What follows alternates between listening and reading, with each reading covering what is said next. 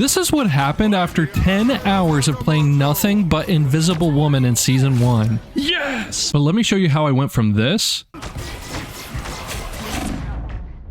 Oh my word, brother. To this.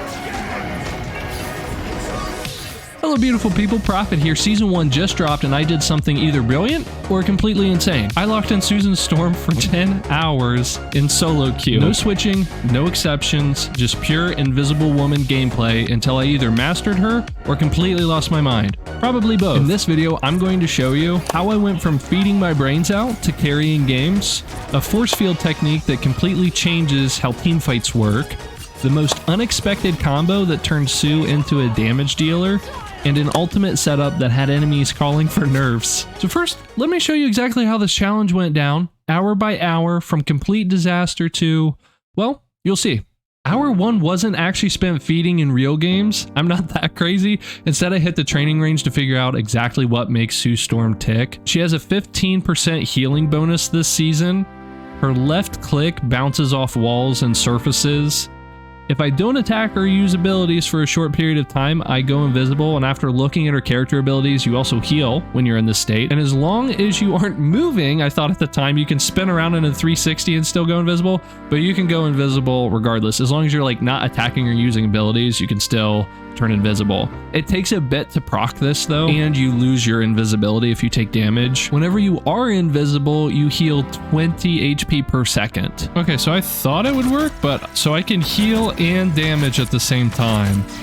That's decent. Every third melee hit does a force push, pushing enemies away 5 meters. Her force physics ability pushes characters 12 meters away and pulls them 7 meters inward. And with my tests on a flat surface, it was more like 10 meters for the pushing and then 5 meters for pulling, but roughly. Something I did find out in the practice range, you can activate your second jump even when you're falling and did not do your first jump. So this is handy if a Jeff is trying to spit you off the map or something like that. The healing from the Guardian Shield actually heals quicker than your invisible healing, so feel free to stand around a shield if it's relevant. She has an effective range of 30 meters. You can't heal or damage outside of this. So here's a fun fact, her Guardian Shield heals 50 health per second, so it's pretty substantial. And there's a trick that I learned with the Guardian Shield later on that I'll share with you guys. Her Psionic Vortex does 35 damage per second and it lasts for 4 seconds. Her ultimate heals 165 HP per second, so that's pretty strong. It has a 10 meter radius and a 40 meter height, and it lasts 8 seconds. All right, training time's over, and hour 2 is when I stepped into quick play, and well, yeah, turns out real players don't stand still like training dummies. Who knew? My first few games were basically me discovering that everything I learned in training was harder to pull off in actual matches. So surprise, surprise. But then something interesting happened. This moment right here where I placed my ultimate, even though it was terribly placed and our team was out of position, we shouldn't have been that close to their spawn. There are a million things wrong with this. It's quick play, right? But this is when I realized Sue's real strength. She's fantastic at controlling space. And that's really all I did in hour number 2. I just played a bunch of quick play matches, forcing myself to use all of her abilities in different ways.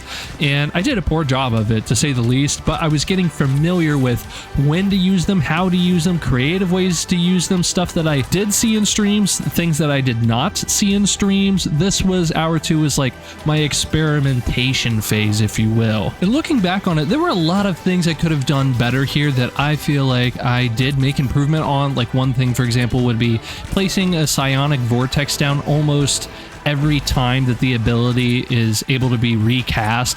Like in this situation here, I don't think I threw down a Psionic Vortex once. Cringe. But I was able to find out in hour number 2 that you can't cap points when you're invisible. So FYI, you don't have to worry about that, but you can get invisible to get into position to do that, but you're gonna have to like you know, shoot or use an ability to be non-invis and then capture the point. And then maybe like, I don't know, like don't die like I did. By hour 3, I was starting to get a feel for actual match flow. Quick PSA, studies showed that 100% of people who don't subscribe to this channel actually get force fielded off the map by random Susan Storms. Don't let that happen to you. I don't make the rules. If you do end up subscribing, it lets me know that you like this kind of content and want to see more of this. And that's what little creators like to see. Back to the video. Watch how differently I'm playing here compared to an hour ago. You kind of see the difference. There's less panic, if you want to call it that, in quick play. There's more purpose. I started focusing on 3 things mostly: protecting key teammates, controlling choke points, and setting up for team fights. It was in this hour that I realized, hey, maybe I should pocket a teammate or so. Maybe I should basically follow a particular teammate around and kind of shoot through them, so I'm healing them and I'm dealing damage. Whoa, big brain plays. One of the biggest issues with this particular strategy, though, is it requires a competent teammate or two. And, well, we all know we can't always get what we want in this game, can we now?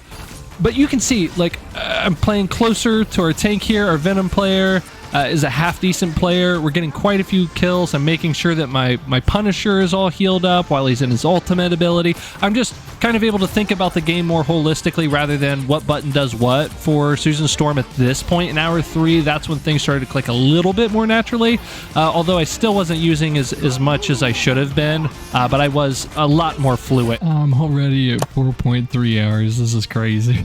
By hour 4, I was beginning to expect common choke points where either my team or the enemy team would more or less kind of have to line up or be in a very tight space. This was great for my shift ability to be able to take people out. This was great to funnel heals and dealing damage. A lot of times it was simultaneously, which is a fantastic way to get use out of this particular character. And I was really beginning to get a feel for the projectile-based kind of shots that she has. It's a little bit of a learning curve, but you get used to it. One thing I will say, though, is with a 30-meter range for healing or dealing damage, you really feel that, especially you have an Iron Man high in the skies, or now we're starting to see more Storm players. It's really difficult to heal them, especially if they're strafing or moving, because, again, you have projectile damage and healing, so you kind of have to anticipate their movements. And again, if they just fly out of range, you can't do anything. And it was around the hour 4, hour 5 mark, beginning of hour 5 mark, where I started to realize I have to put myself in creative positions, put shields in creative positions for my flying friends, and just, again, be as useful as I possibly could. This character had a much higher skill ceiling than I even thought from the training range, and I thought she had a fairly high skill ceiling, and I'm still learning things about her. Hour 5, this is where the real discovery started happening. Watch this team fight. I'm not randomly throwing my Psionic burst as much as I was before. I was still half throwing it randomly, but watch this here. You can hear it. That's a lot of damage. I was consistently finding myself in positions that could heal multiple teammates at a time, or I could heal a teammate and hit an enemy player.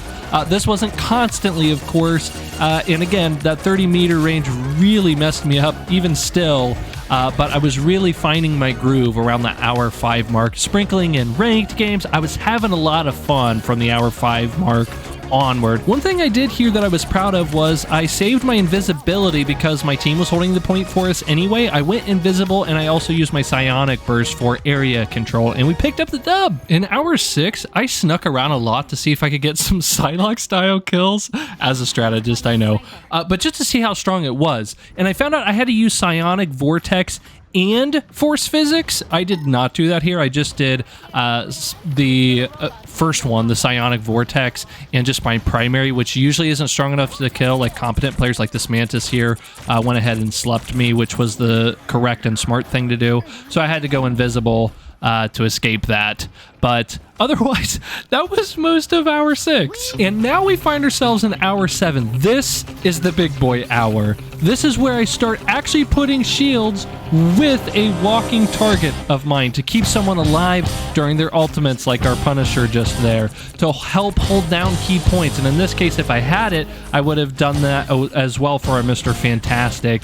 And I started actually implementing it more regularly. I did read it at the very beginning, but I didn't really implement it hardly at all.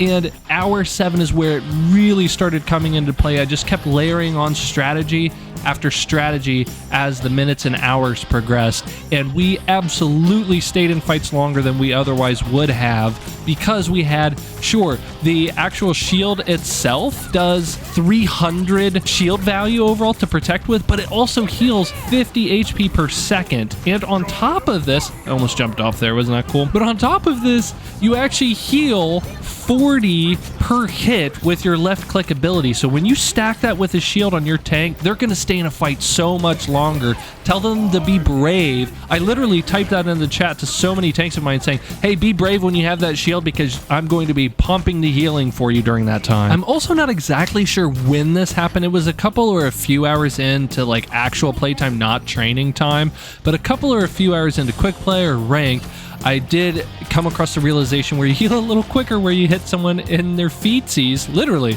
You hit in their feet area, so you hit their Tootsie Bops, and it actually heals a little bit quicker. So a quick pro tip for people, in case you haven't noticed that. Took me a little bit to pick up on that, and I was actually able to confirm that as well when I looked that up online, and I saw other people were talking about that. I also started getting better about baiting enemies to come to our point, and then using Psionic Burst on them so I could do a lot of damage across a lot of different players at once. And we got some pretty nasty kill streaks out of it. In hours 8 and 9, I exclusively played ranked, and I got plenty of dubs. And actually, do you want a montage of my wins and MVPs?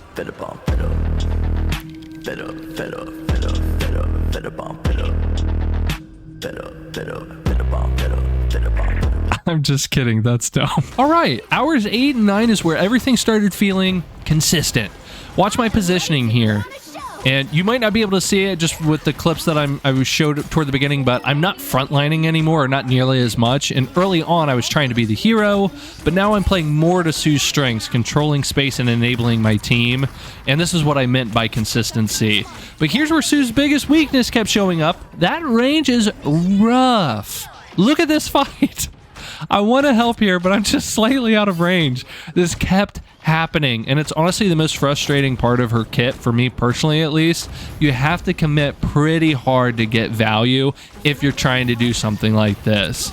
But kind of jumping back to my previous point with showing up for team fights and being there for them, essentially, keeping track of my DPS players and my tanks constantly, force fielding them when I'm ready for when they dive, and invisibility for when I need to reposition. So playing this character more than any other in the entire pool of heroes that we have to choose from, and I have played all of them at this point, the key is playing around her limitations. And it was really, hours 7, 8, 9 especially, I wasn't trying to force plays as much anymore. Instead, I was trying to let enemies make mistakes, punish them as best as I could.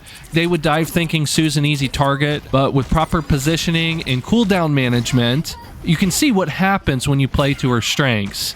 My elimination count actually went up playing more defensively, but I had to constantly think to play in a more defensive mindset, and it turns out staying alive is pretty good for getting kills. So spacing, cooldowns used efficiently, and enabling the team while still putting out damage. Around the 10-hour mark, I knew that this was coming to a close, and I also knew that I wasn't using my forced physics ability as much as I would have liked, even just using it as an attack, not even as a push or a pull, but just to get out a little bit more damage. But then it made me think I wasn't using the force physics push as much as I should have been, in terms of if there's a Doctor Strange using his ultimate. I know we just saw the clip earlier of me pushing the Doctor Strange when he was trying to use his ult, pushing him off the edge, but I wasn't doing that nearly enough, even if they weren't near an edge or something, just pushing people out of their ultimates, that sort of deal. I was trying to push them off of point more often, so we could cap, or when you're at the very end, you know, you're in overtime and the timer's all the way down and you just need to get that last person off and it's a tank or something.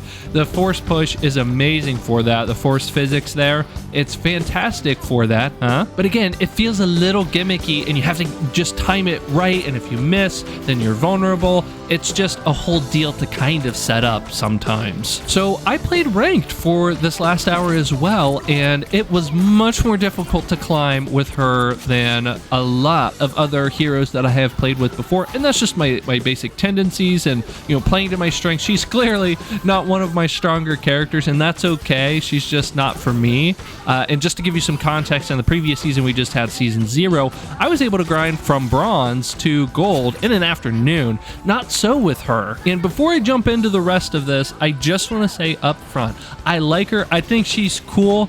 She's just not for me, and I do want to explain now some of her weaknesses and vulnerabilities that I have seen, again, after playing her all weekend. So here we go. After 10 hours of pure Susan Storm gameplay, here's my honest assessment of where she stands in Season 1. Let's talk tier list real quick. In the current meta, she sits firmly in B+ tier for me. I know. She's definitely behind Power Owl supports like Luna Snow and Mantis, who bring more consistent value and reliable utility. More importantly, I did see from previous pro Overwatch player Awkward, who's now doing YouTube guides on Marvel Rivals, he actually responded to a comment and said straight up to someone that Mantis is better in his eyes than Invisible Woman, and it seemed pretty definitive. And this is all subject to change. This might turn out to be like a Wolverine situation, or it might not even be that bad.